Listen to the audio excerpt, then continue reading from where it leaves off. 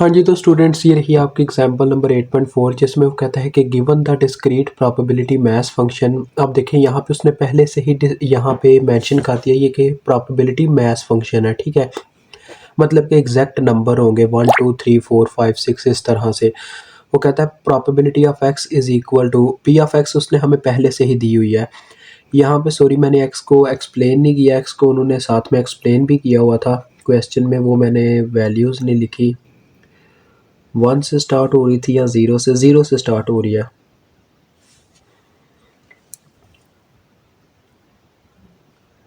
0 1 2 3 and 4 ये values दी गई हैं बच्चों।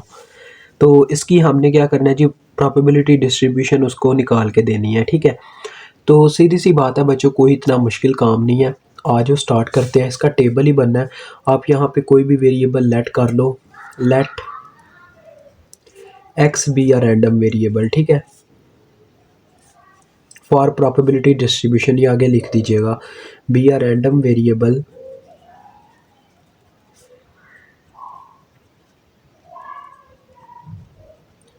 For probability distribution. अब यहाँ पे हम ले लेते हैं x और इस तरफ आ जाएगा प्रोबेबिलिटी ऑफ स्मॉल x। इस दफ़ा आपने x is equal to X नहीं लिखना क्योंकि ये यहाँ पे पहले से ही p ऑफ x की फॉर्म में मेंशन है।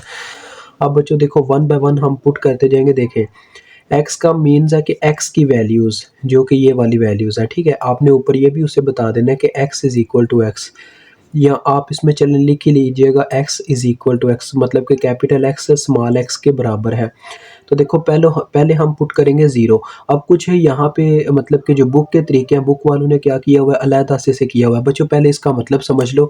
जब भी इस तरह से आपकी बुक वाले ने लिखा होता है ना, इस तरह से नंबर 4 0 कुछ भी इस तरह से ऐसे लिखा हुआ है, बट ना बटा है सेंटर में, ना कोई चीज़ एक्सप्लेन नहीं हो रही, तो ये सीधा कम्बिनेशन का साइन होता है। इस मतलब कि ये कम्बिनेशन हो रहा होता है इस तरह से 4C0, इसका ये मतलब है।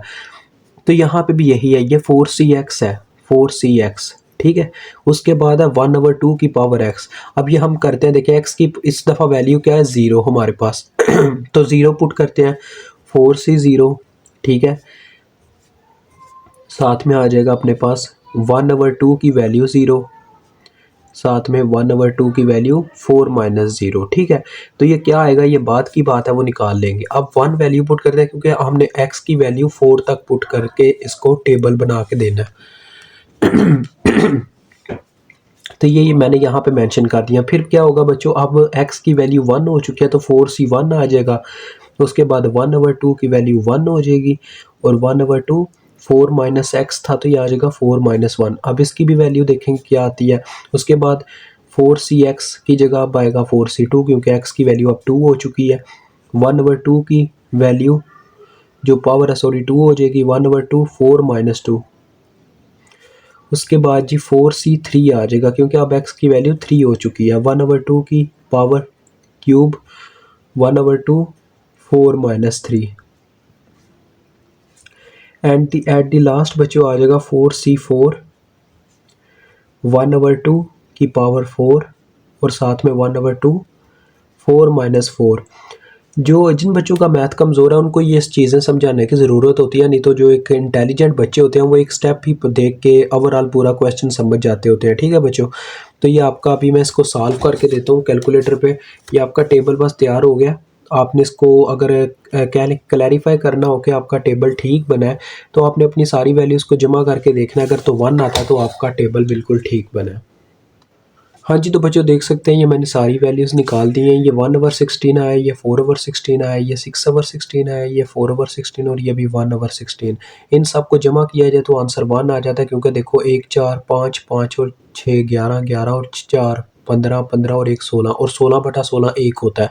तो लिहाजा प्रोबेबिलिटी 1 के इक्वल आ गई। That's why our table is true, ठीक है। यानी कि हमने बिल्कुल ठीक इसको क्वेश्चन को सॉल्व किया है। तो भी मुझे इजाज़त दें।